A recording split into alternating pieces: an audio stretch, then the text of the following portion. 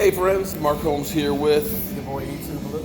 and as always, thank you guys for watching, commenting, and subscribing to the E2blu Sports Report. And we got Michael Anthony Fitness right here too.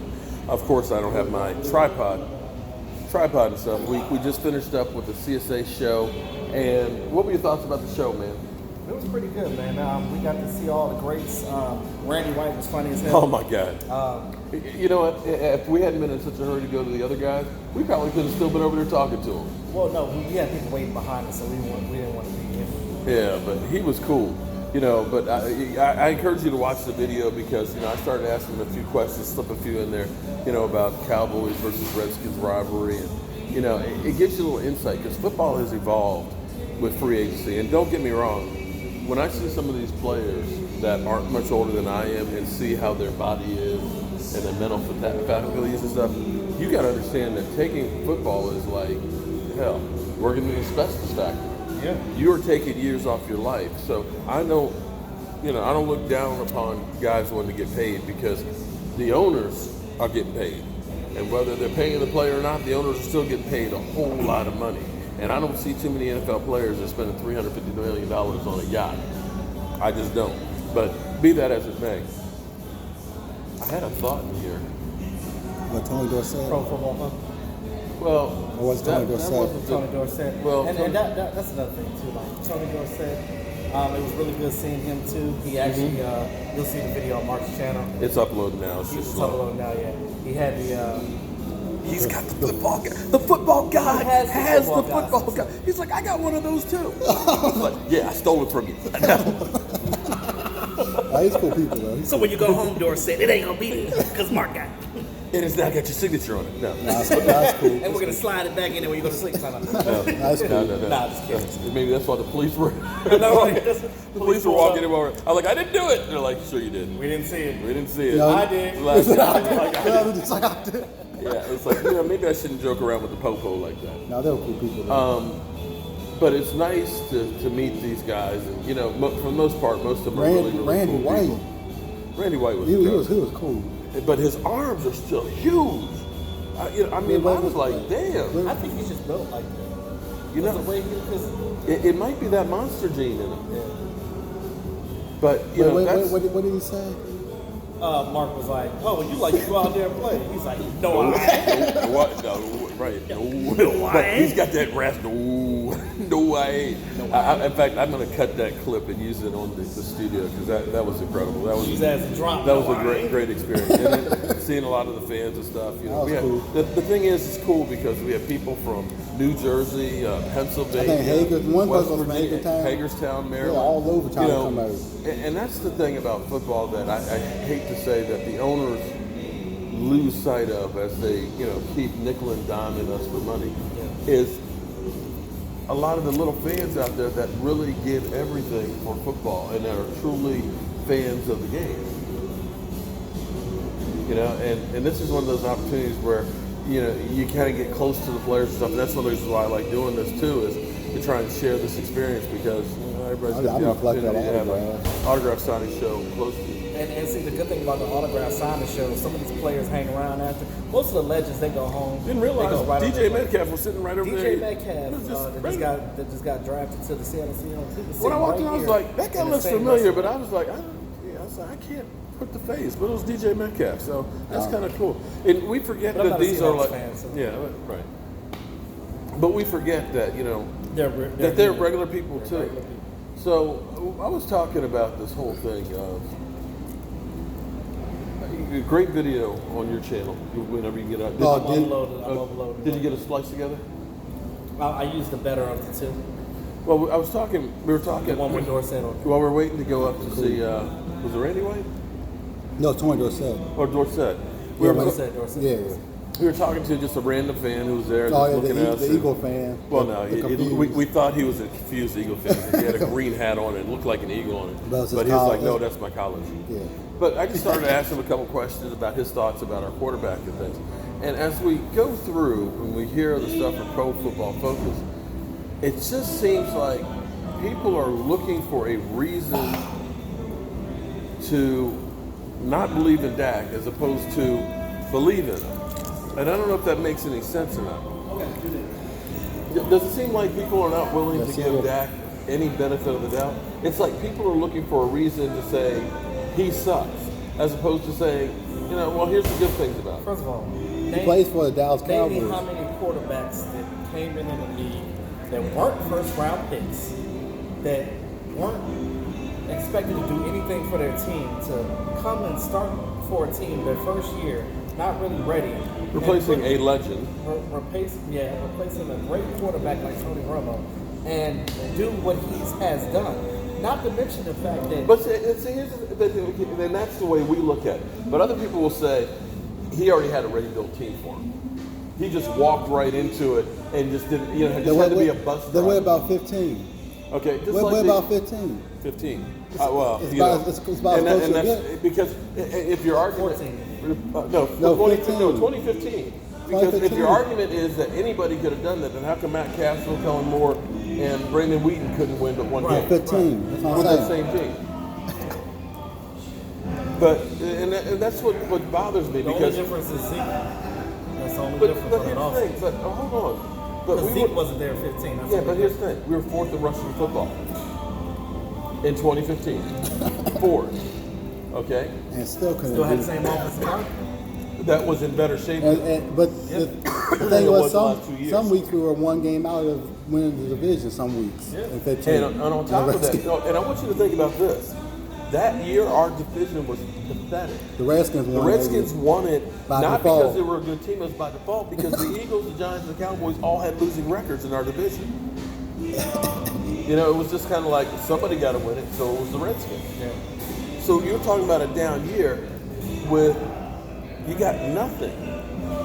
And so I just don't understand this because I get people who are literally sending me hate mail because you got to stop defending this, this piece of crap. And I'm kind of like, really?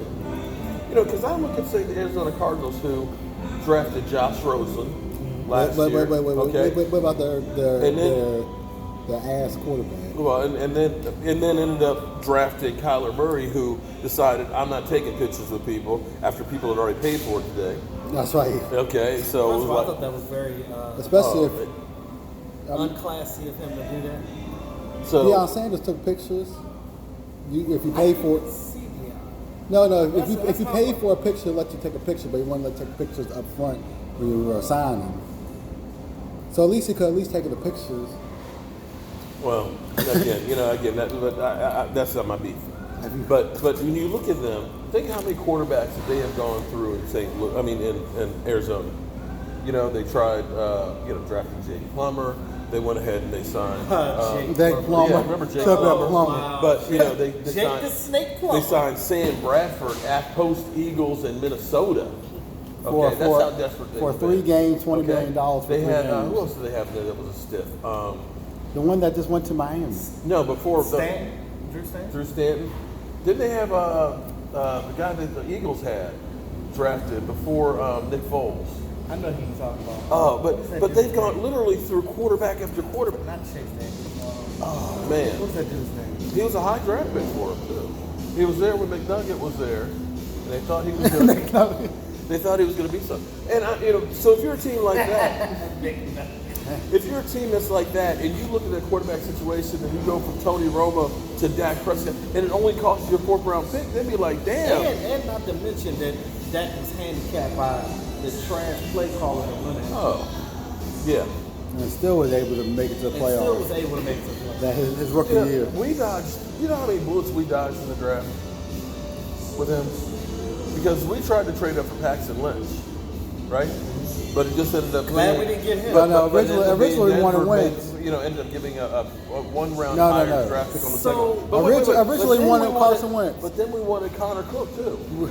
Sure did. And the Raiders jumped up in front of us and grabbed that And one they as didn't well. even keep him. He's not even with the Right. Raiders no more. That's what I'm saying. Could you He might imagine not even be if in the league we anymore. got either of those 2 quarterbacks? We wouldn't be sitting here talking about the Dallas Cowboys going on a possibly Super Bowl run.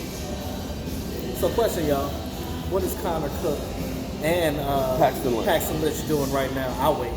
Paxton Lynch was And when you round and first here's quarterback. and this thing that you always keep hearing about. So no, as a fan, you should be happy to have Dak Prescott. You're more than welcome to have your feelings about you not liking him. But what you need to be thankful for is that we have a quarterback right now that's a franchise quarterback that's going to lead this team. So I'm going to tell you right now, if we didn't have him, tell me who the are we going to have? Oh, I had somebody actually put a comment in and said, you know what? If we don't sign Dak, we can sign everybody else on the team. can sign him regardless. and have a good team all Who gonna around. throw the damn no, ball? he said we won't have that gonna throw the ball? much. He said we go to the next man up. We won't have that much of a drop off. Oh, please. I was like, what? Do you watch football? Do you know anything about football? They don't know a damn thing. Because he's like, you'll have a better team around because you'll have all the other guys signed. So it's Cooper. So Is Cooper Rush or Mike White ready to start? Is the most important piece on your team because again, he starts with the ball. He's throwing the ball. I don't care how Cooper great Rush of a is not wide ready receiver to you have be on your number team. one. He needs the ball to be thrown to him. The running back needs the ball to be handed to him or thrown to him. So, tell me what you want to do. Cooper Rush is not ready to start. again, when I get emails He's that not. say that Jimmy Garoppolo and saying Cooper Rush Jameis sucks. Winston are But better But quarterbacks. neither him nor Mike White are proven yet. So, Yeah, well, they're not That's gonna Scott lead this Linehan. team. That's Scott They're not Linehan. going to lead this team right now. They're not. and some people also believe that it's going to be Jerry Jones' grandson is the reason why they're not going to pay him because they want him to be the Cowboys quarterback. First of all, that boy is what? Just graduated high school? No, I think he's got. This is his first year in college. Yeah, first year of college. Yeah, he still has what? At least 4 more years before. Again, Scott Worry about Linehan that. sounds Worry garbage. about cross that bridge when you get there. How about that? see that the thing is, the way I look at it is, If Jerry Jones, if his grandson ends up being great in college, he's going to be a first-round pick anyway. So the Cowboys are not going to get a chance to get him anyway, unless If he's they're winning. undrafted. yeah. So, That's all good. first of all, if you're a fan that's worried about down the road and frivolous stuff that you shouldn't be worried about, shame on you. You should be a fan. You should always want your team to win. You should never lay down and die and sit here and keep saying all this negativity. Go Cowboys, man. Yeah. Well, here's what I realized. Sprinkle some positivity on it. Here's what I realized. Zeke Elliott can give a flipper to a security guard in Vegas, and it spreads like wildfire. Go look at the video, Okay. y'all. If y'all ain't seen the video, I mean, he Montrell Flopping Nickel. Okay, more than Marcus hold on. Smart. Here's sorry. Okay, so we've all seen that. Montre Nicholson from the Redskins, not far from where we are right now, was in a WWE SmackDown fight for like a minute that's caught on TMZ. And the police look at a video and say there's not enough evidence to make a charge. And nobody talks about it. And that's the problem because you're the Dallas Cowboys, because we are the biggest, fan base and the biggest franchise and stuff, that if you can get some dirt or you can start and drive a wedge between Cowboy fans, then you're going to get clicks. I think that's the bottom line. So, you ain't got to go home, but you know what? I think we got to get the heck up out of here. Someone needs to ride home. I So this guy can go. I gotta go cut the grass before it get dark. Yep. He got to go make deliveries. At least until And 9. I got some more work to do on the man cave because the season's coming. But as always, I want to thank you guys for watching, commenting, subscribing. What? Before you end this, so when Mark Why you got to Holmes, get all close like that, man? what didn't see me? Okay. Anyway, so you didn't have to do all that. But anyway, when Mark finishes the man cave and everything looks great, this season, guys, we got a lot of things coming up. A lot of little nuggets. You're gonna see all of us at the crib. We're gonna be doing videos. You guys say you guys like the fireside chats. You're gonna see a lot of those, and we're gonna invade the man cave. That's what we do. So be happy for that. Again, week 2, tailgate event. Everybody, make sure you bring your butt. Mr. Ed Oliver's gonna be there too. Yes, Ed Oliver, Cowboys Experience. We're gonna be doing the damn thing. So that's Can all we I got. sacrifice them? Sacrifice. And we're gonna see him in about 2 weeks. At Redskins training camp. No, yeah, 2 weeks from yesterday. On my Or they're gonna be birthday. terrorizing Joe Blue. Get that damn. There's gonna be dog some more people there too. They're scared. All right, we'll see you guys later.